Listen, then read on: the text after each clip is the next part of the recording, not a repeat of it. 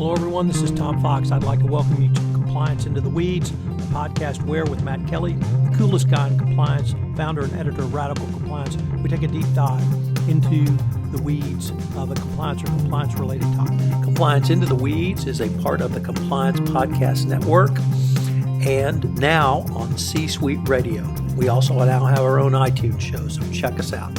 Hello, everyone. This is Tom Fox, the voice of compliance, back again with Matt Kelly, the coolest guy in compliance, and also the editor of Radical Compliance for another episode. Today, we're going to take up the thing that has been the front of my mind for the past week, which is the Astros Sign Stealing Scandal. So, Matt, welcome. Hello, Tom. Happy to be here. So, Matt, for any of the listeners who may not have read any of my 2,334 blog posts on this, the basic facts are Major League Baseball instituted a replay system, and to facilitate that, they put a camera in center field. Thereafter, they allowed teams to put a monitor in their clubhouse so that they could make a decision on whether they wanted to challenge and call for challenger review, rather, not replay, but review.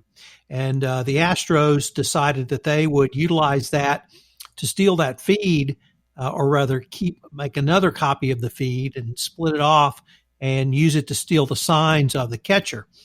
They took that a step further in a very decidedly old school but very baseball way to communicate that sign to the players via banging a trash can lid with a baseball bat. So one for a fastball, two for a off-speed pitch. Mm-hmm. They did this during their pennant-winning and World Series-winning 2017 series.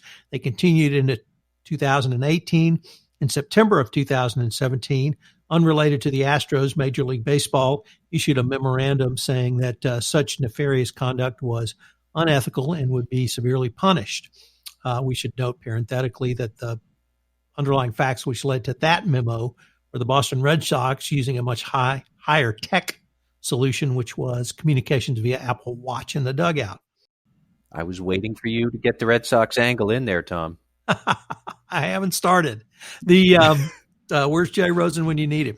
The Astros continued the sign stealing scheme into the 2018 season and disbanded it after it became ineffective.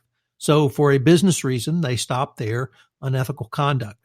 In November 2019, former Astros pitcher Mike Fears gave an interview to Ken Rosenthal at the Athletic magazine, who wrote a piece on this sign stealing scandal. Major League Baseball announced an investigation, investigated with 68 interviews over about 6 weeks, and on Monday of last week announced their decision, which was a $5 million fine against the Astros, loss of first and second round draft picks in 2020 and 2021, and suspension of general manager Jeff Luhnow and field manager A.J. Hinch, who, although were not in charge of or ran the sign stealing scheme, either were aware of it and did nothing, or were unaware of it and did nothing. Subsequently, Astros owner Jim Crane fired both Hinch and Luhnow. Boston manager Alex Cora, who was the instigator of the scheme when he was the bench coach of the Astros, was terminated from his position as manager of the Boston Red Sox. Carlos Beltran, who was a player with the Astros at the time the scheme was originated and was the player lead on the scheme, was terminated by the New York Mets as their manager, although he had yet to manage a game. So some pretty swift fallout. I will not go into the Twitter universe commentary about other potential fallout, but that's sort of where we are. Matt, maybe the thing we can start with, because we may have some interesting views on this, is that the commissioner made the decision not to discipline any players. He gave blanket immunity to all players as long as they told the truth. I thought he did this for two reasons. One was to garner as much evidence as he could, but two, also, the players are represented by Major League Baseball and have a contract in place. It's unknown to me if a Major League, the union representative sat in on these interviews, but any discipline of a player would have to go through the contract arbitration process, and that may have dissuaded him as well. And perhaps one other reason, many of the players who formerly were on the Astros and were part of this scheme play for other teams. So it's unclear if it would have been fair or unfair to discipline those players. So what are some of your thoughts around the way the players were treated? Did it facilitate the investigation? Did it hamper the investigation and perhaps the discipline or non-discipline, I should say, of the players? Yeah, I mean, I struggle with the player discipline issue a lot. I have been trying in my mind to compare or to draw as many parallels as possible between what the Major League Baseball has done and what you might typically experience in a corporate misconduct scandal. And it is intriguing to me that over in FCPA world, in the corporate world, the Justice Department always talks about holding individuals who actually committed the bribery offenses, hold them accountable. And here in baseball, we have the ones who actually did the sign stealing are not being punished. And I was struck when Major League Baseball did publish their report, which is well worth reading for everybody. Basically, it said, other than Alex Cora, there were no other managers involved. This was a player-initiated and player-executed scheme, and we're not going to punish any players. As a practical matter, I understand Major League Baseball's reticence to pick a fight with the players' union over this. That could be very awkward. I see, Tom, your point about how now a lot of these players might be playing for different teams. So that's kind of like firing somebody at your company because they committed a bribery act while they were still working for somebody else 2 years ago. That's not what would happen in the corporate world. So, I mean, I don't really quite get it, except that if you swept away the union issue, and of course here in corporate America, we are sweeping away unions as briskly as we can. If you swept away the players' union, would Major League Baseball have disciplined these players more vigorously? I don't know. So A, Tom, I'd love to hear your thoughts on that. And B, my other big thing, though, is that if the players were guilty of this, then could you strip the Astros of their World Series title? Because that would be one way to sort of metaphorically slap them at least. But if they won so many games, at least partially due to cheating, then should we maybe take their distinction of good play away because it wasn't that good play? I don't know. But Tom, what do you think about those ideas? So let me go to the amnesty granted to the players leading to the no discipline of the players. We actually have a precedent from that from the FCPA world, and that's the Siemens case. And in the Siemens case, the company was really stuck on their internal investigation because they couldn't get anyone to come forward and talk to them. Obviously, an internal investigation, perhaps not obviously, an internal investigation doesn't have subpoena power. You can perhaps have the power to terminate, but in Germany, that may be a problematic issue. And the German company in Germany made the decision to offer amnesty to not senior level managers, but mid-level and low-level managers who came forward. They were given, they could receive some discipline, but they would not lose their jobs with the company, and they wouldn't lose whatever pension or other benefits they might have. So I think it was 66 Siemens employees stepped forward and testified. And it really broke the logjam on the Siemens internal investigation. It really broke open that case and allowed Siemens to move forward, and of course led to what was then the highest FCPA fine in the history of the world ever, since eclipsed. So there's some precedent for that. And it's hard to really disentangle the union issue because of the procedural due process afforded Major League Baseball players as union members under that contract. But if I guess the other thing, Matt, that I'd like to explore with you is the speed in which MLB was able to accomplish this. Obviously, we see FCPA investigations that literally are years long. Here we had from November 13, I believe, notice through the Athletic magazine to last Monday was January 13th. Full, basically 2 months to conclude the matter, write the report, and issue the discipline. And I was really stunned, thankful and found instructive the fact that Major League Baseball was able to accomplish this so quickly. Obviously, it was a very big issue. It turned out to be much bigger than anyone had, I think, fully appreciated. But by, I think, perhaps a sacrifice MLB made was we want to get the facts and we want to try to make this right. And we're going to perhaps sacrifice some discipline, at least of those who were directly involved, i.e. the players. They didn't name any other players other than Carlos Beltran in the report, although it was clear, and it quoted in the report, most of the players admitted what they did. They knew it was wrong when they were doing it because it had stepped over some magical unwritten line or rule in Major League Baseball about how you could steal signs.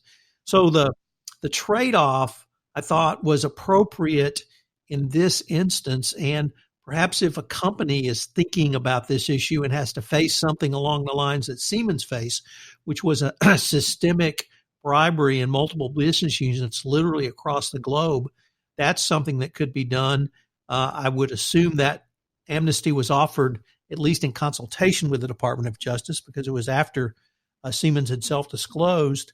How do you see that in terms of the speed and thoroughness of the report? Oh, I think that is speed and thoroughness are critical to sending a strong message that people hear. This is way off topic as a counterexample, but I often hear when people talk about the pros and cons of the death penalty, there are people who say it's not the severity of punishment that matters. It is the certainty of punishment that deters people. And part of that certainty of punishment is swiftness and clarity of, you immediately turn around and you discipline the errant organization or child or adult or wrongdoer of any kind. But yeah, we see this in FCPA land all the time, that we are talking about misconduct that happened back during like the second term of the Bush administration. And meanwhile, all relevant executives have moved on. The business processes have changed. The technology has changed. And, sometimes it can be a bit frustrating talking about lessons learned from a situation that is so outdated. That is absolutely not the case here. And regardless of whether the players should or should not have been disciplined, I do think that the Major League Baseball's swiftness in investigating this, the severity of what they did, particularly to A.J. Hinch and Jeff Luhnow, which I would like to address momentarily, but like what they did to resolve this, if you want to send a clarion call to everybody in your purview, don't ever do this again. I think Major League Baseball did that with these actions. That is for sure. So I'd like to get to your discussion around Hinch and Luhnow, but let me preface it by picking up on one point you raised and see if it ties together, which is, was the penalty severe enough? And you raised the possibility, or at least the discussion point, of stripping the Astros from their 2017 World Series championship. I'm not quite sure if you strip them from their 2019 World Series appearance, or at least American League championship as well. But does that tie into Luhnow and Hinch, or is that should we save that for a separate point? Well, let's save it for a separate point. I think my idea with stripping the team of the championship is, frankly, that's a badge of shame for the players. There's going to be an asterisk next to their participation in the 2017 season for the rest of their lives. And okay, we can't dock them their World Series bonus pay. We can't throw them out of the game or suspend them or something. You can put an asterisk next to their name, and that's what stripping the World Series would do, I think. At least that's the closest approximation we can come to putting an asterisk next to their name, whether they like it or not. There was a removal of the Astros from the World Series. First of all, I'm incredibly conflicted emotionally on this point, as I've tried to write about. But the other thing, Matt, in terms of punishment, other than perhaps retribution, is deterrence. And in the readings I've done, for the research I've done on this since the report came out, it basically has come down to 31 or 32 of the general managers in baseball have basically said, I'd take those penalties to win a World Series.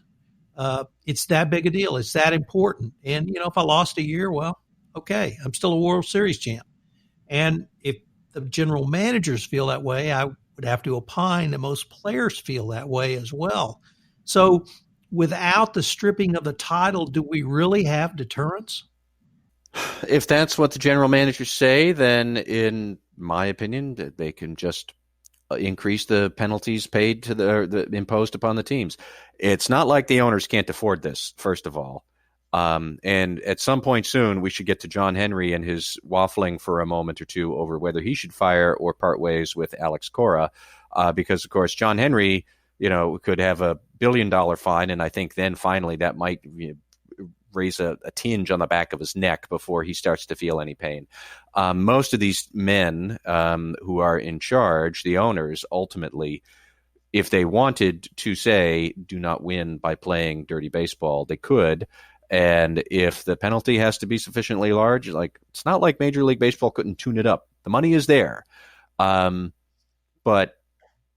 I just think that the players themselves, I don't know, maybe I'm corny, maybe I am a bit naive, but I still think that a certain number of them do want to play this for the love of the game. They do want some respect from the public and the fans. And if you can shame them, then go ahead and shame them. And I wouldn't have any problem with that. I think that stripping them of their World Series title would be one good way to shame them. I think what my fellow Boston team fan Jay Rosen has done with his Boston City of Cheaters t-shirt, that's another great way to shame them. I mean, if some Red Sox player saw that Jay wearing that t-shirt, that would sting.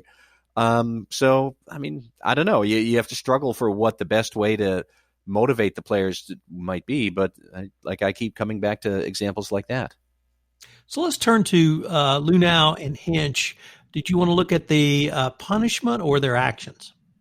I want to start with Hinch, actually, and the actions here, because as I understand it, in one part, the report said Luhnow and Hinch were not involved in and did not know about the scandal here, but they had to be punished because they're responsible for the team's culture, and this festered right under their nose. And I do get that. However, correct me if I'm wrong, but was Hinch not also smashing up video monitors with baseball bats to try and dissuade people from doing this? Where I'm going with this is, as I was reading about Hinch in particular and his trying to communicate to players, don't do this, and they were still doing it, that actually beckoned back to another FCPA enforcement action I think both you and I wrote about last year, Juniper Networks, which had persistent problems with one of its subsidiaries over in Russia called JNN, where Juniper Networks headquarters knew JNN was really flouting the boundaries of the FCPA, and Juniper told JNN, knock it off. We know what you're doing. Don't be bribing people. Don't be showering people with gifts and entertainments. Stop. And JNN didn't stop for 3 or 4 more years. So I remember I wrote a blog post at the time about how you can or cannot get subsidiaries to listen to commandments from the corporate headquarters. And I kept thinking of that as I'm listening to AJ Hinch. Dude, what part of don't do this were you struggling with this? Or, I mean, I don't know if you know more details about his involvement, not in direct involvement in the Stein stealing, but in his efforts to dissuade players from doing this. So did he bash up the monitors or did he not bash up? Did he know about it or did he not? I'm unclear on exactly what his role was trying to get people to knock it off. He did know about it. He did bash the monitors with a baseball bat, decidedly old school. But he never told anyone to stop. He never said stop. You eloquently use analogies of your parenting skills. And when I was a parent, if I didn't tell my daughter to stop, whatever analogies I might use, or even baseball bats I took to things, never worked.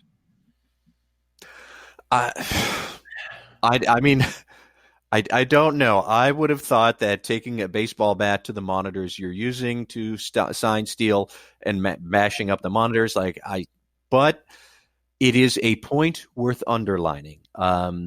because, yes, you are correct that if you want a message sent clearly, you have to say it clearly and not necessarily couch it in flowery gestures or anything like that. Actually, this also reminds me of another corporate misconduct scandal from Ohio State, and Jim Jordan, the Ohio congressman who was an assistant on the wrestling team and turned a blind eye to abuses that some other staffers were visiting to the wrestling team players, where Jordan actually said, well, nobody told me what filing a complaint actually was. So when I heard wrestlers talk about getting abused by other staff, I didn't take that as something that was a complaint that I should look into. Nobody ever said that to me. Okay, now suddenly I'm starting to roll my eyes a little bit less, that maybe you do actually need to sit down and tell people what is the process, what is acceptable, and you don't necessarily assume that a grandiloquent gesture like bashing a monitor with a baseball bat is going to convey the opinion. Maybe not. Tom, I had one other point that I wanted to bring up that I thought was really good that you actually made in one of your podcasts with Jay Rosen last week, I think in This Week in FCPA, when you guys were talking about the scandal. We should remember that all of this traces back to when Major League Baseball introduced the replay technology in 2015. And I can't help but think about something that an old sci-fi writer once said that stuck in my head. Anytime a new technology is introduced, you have to think about the accident, which is, how will this technology get used in ways you did not anticipate? When we introduced the railroad, we introduced the derailment. When we invented the airplane, we invented the plane crash. When we invented the internet, we invented cybersecurity threats and ransomware. And when Major League Baseball introduced instant replay, they put the forces in motion to create the Stein Stealing Scandal. And I think that is a point worth compliance officers' attention. Anytime you are introducing something new in your business, consider, what is the accident we are also going to introduce? And you can control for it. A lot of what we're talking about on our daily basis here is how you control for unwanted events and outcomes. But I thought that was a really subtle but important point to bring up, is that the accident is always lurking out there, and we have to try and anticipate it. So if I could maybe phrase that in compliance ease, as Sure. Your business risks evolve, your risk assessment and risk management strategies must evolve. And whether that is the responsibility in this case of Major League Baseball, or that's the responsibility of the Astros, whoever was responsible, they did nothing. And I see that as really a big lesson learned. But let me go back to Jeff Luhnow, because you said you also had some thoughts on him. So I'd be interested in those. Well, I am, that's another one where I think I am impressed with and support the idea that A, Luhnow should have been held accountable for the corporate culture, and then B, the Astros owner, Mr. Crane, I forget his first name, held him up and fired him. And because even though they had nothing to do with this, they were the ones who are in charge of corporate culture. And we focus so much in FCPA compliance and corporate compliance on the roles of gatekeepers and tone at the top and the extra burden that these people have. And that is essentially the role that they were filling at the Houston Astros. So, of course, ultimately, they got what they deserved, because if they were not responsible enough for this, if they didn't like that extra responsibility, they should not have shouldered such big leadership positions. And then I just want to, I guess, maybe circle back to what did trouble me a little bit here in Boston was it took the Red Sox a little bit longer than it should have for them to decide that we should part ways with Alex Cora. Especially since Cora seems to be the one who really deserves, like, if anybody deserves a lifetime ban from the sport, I think it's Alex Cora. And I don't know that he'll get it, but he seems to be much more guilty and complicit in this than anybody else. And he was a gatekeeper because he was a coach with the Astros, unlike the players.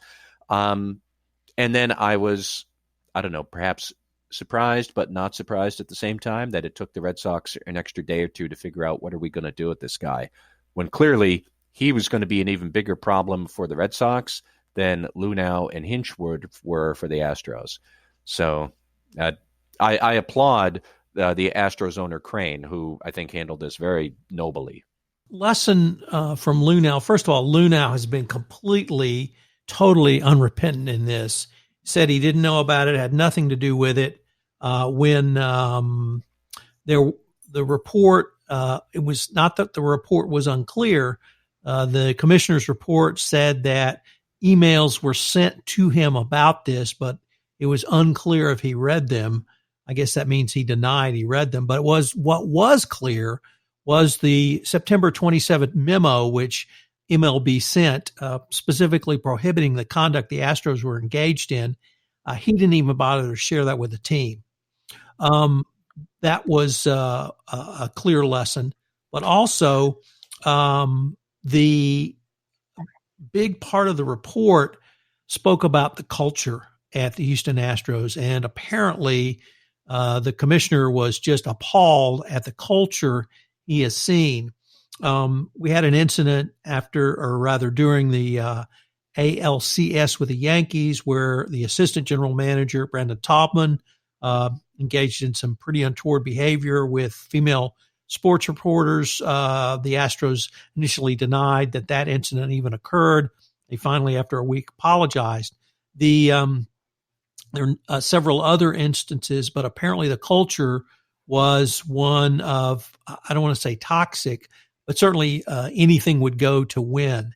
And unfortunately, at the press conference, Jim Crane said he disagreed with that part of the commissioner's report, but it really speaks to an insular culture that he's got something else I'm going to write about.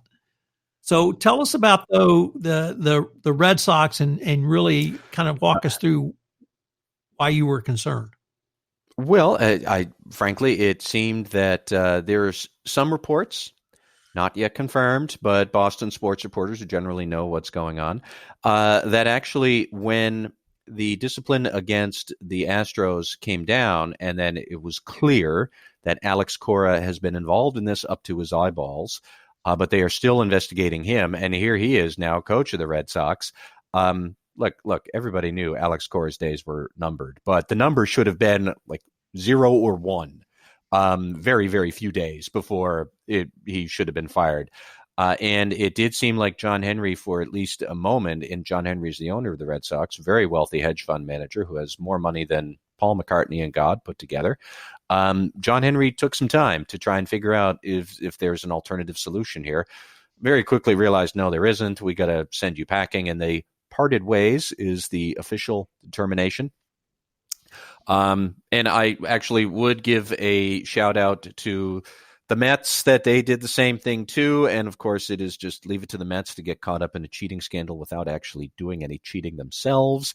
That just seems like peak Mets to me.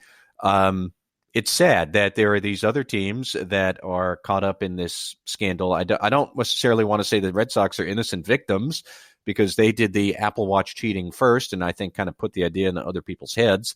So I'm, as much as I am a Red Sox fan, I am not sympathetic to the Red Sox, and I think they'll get the punishment they deserve. The Mets, unfortunately, like, guys, you're hapless for a reason, and this kind of thing happens to the Mets. Let's explore a little bit about if you thought about kind of the ethical angle on this. And that's sort of the commentary I started to see at the end of the last week. It really talked about the punishment that should come down out of this. And you alluded to the Astros being stripped of their World Series title. In terms of an ethical angle, it is completely clear that the Astros stepped over the ethical line. In no way, shape, or form did they do anything that could be justified under any sort of, I think, ethical argument. But is there a bigger ethical lesson here that we could incorporate into compliance practitioner work? I mean, you want to say that there is, but I didn't think it was a big lesson that you shouldn't cheat. I really, and It's not even like this is some sort of Victor Hugo novel where you're cheating to score a loaf of bread to feed your family. I mean, these are all very wealthy men who are trying to cheat to win a little bit more money. Give me a break, guys. Whether you're the players, the managers, the owner, or anybody else who's involved here, all of them are fabulously wealthy compared to the average Americans. And here they are still trying to cheat to be just fabulously plus a little bit more wealthy. And I don't have very much sympathy for them. You know, I do, I suppose, give some credit to the Houston Astros pitcher, who came forward to disclose this and essentially blew the whistle on it. Good for him. But like, no, don't cheat. That's the ethical lesson. But I thought that was already one that was pretty self-evident. Plenty of other specific lessons that you and I have already covered about investigations and discipline and gatekeeper roles, but you got to shake your head on the ethics of this. Like, how on earth did anybody think this was going to be a good idea that would end well? So can we spend a couple of minutes on the whistleblower? Because that is actually one thing that's concerned me a little bit. And first is the almost uniform player response that Mike Fiers is a rat. And that was most eloquently articulated by Jessica Mendoza, who is a ESPN Sunday Night Baseball commentator and a front office personnel in the New York Mets. Now, how they get past that conflict of interest, I don't quite know. Nevertheless, she is. And she's also a former, I believe, Olympian for the U.S. softball team. So she's been a player, she's part of management, and she's also part of ESPN. And she came flat out and said, and I watched the interview, that this guy should not have done this. What goes on in the clubhouse stays in the clubhouse, and you don't rat people out and you don't whistleblow. And I was extraordinarily disconcerted about that, as well as most of the players, and wondered, if he hadn't done this, obviously, not obviously perhaps, but the commissioner may have never stepped forward to investigate. And so we have an entire culture that has some ethical boundaries and some ethical rules, but apparently a culture that does not support stepping up and saying when people have stepped over those ethical boundaries. So I was very disconcerted about the player response to the whistleblowers. What were your thoughts on that? That is just like, it's shameful. And the fact of the matter is, she could, this analyst, who I agree that I don't get how she has a job with ESPN if she's working for a professional baseball team. That's ridiculous. She shouldn't have one or the other of those jobs, should not have them. But you know what? I mean, really, so you'd sit around, and if you were a parent with several kids in your room doing who knows what in the bedroom, you say, oh, well, whatever they're doing there, they should keep it among themselves. That's baloney. Everybody knows that's baloney. When you see corporate misconduct of any type, when you see cheating like that, you're supposed to speak out about it. You're supposed to come forward and say, look, I did something stupid. I don't really want to be punished, but I know that it's more important that I come forward anyways. That's what every single parent wants their children to do, and it really isn't that different of an idea when you scale it up to adults in the workplace. That is nuts, and it's just shameful that she would say that, and frankly, it is shameful that these players would think that. I don't have any sympathy for them. They're wrong, flat out. They make a ton of money to play a baseball game, to play a game. And, if they were making middle America wages of like $65,000 a year, I might have some more entertainment of the pressures that you're facing. You don't face any economic pressures if you're a professional baseball player. In 1 year, you already made more money than most people make in their lifetimes. Get over it. Do the right thing.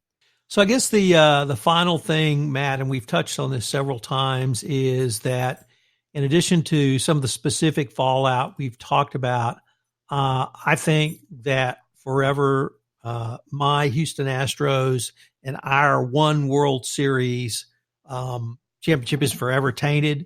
I think people will always wonder, were they cheating during the World Series? I think that people will think about Jose Altuve and his walk-off home run against Aroldis Chapman to win the ALCS against New York.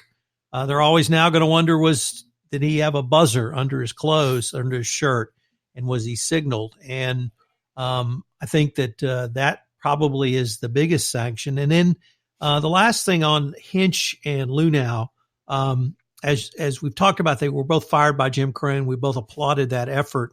Are they now effectively banned from baseball for life because no one will hire them, or are they because they had gone to such heights in the baseball world and set the template for building a franchise going forward? Somebody's going to hire them and wade through the bad press. Well, that's a very good question. Because, look, they're both of them are both good and bad at their jobs at the same time. Look, Luhnow is great at building a very analytics, data-driven team. And, honestly, the Houston Astros won a phenomenal amount of games in 2017. So it's very possible that even without the cheating, they might have done very well in the playoffs anyways. On the other hand, like I said about A.J. Hinch, he was struggling to convey his sentiments to his charges in the clubhouse about what was important. In most corporate America, if you can't convince your employees in your team of what is important and how you want them to behave, if you can't get them to do that, if you can't get them to understand that, you're not a good manager, and eventually you'll be thrown out of the business. So I don't know. They both have a lot of, I'll say,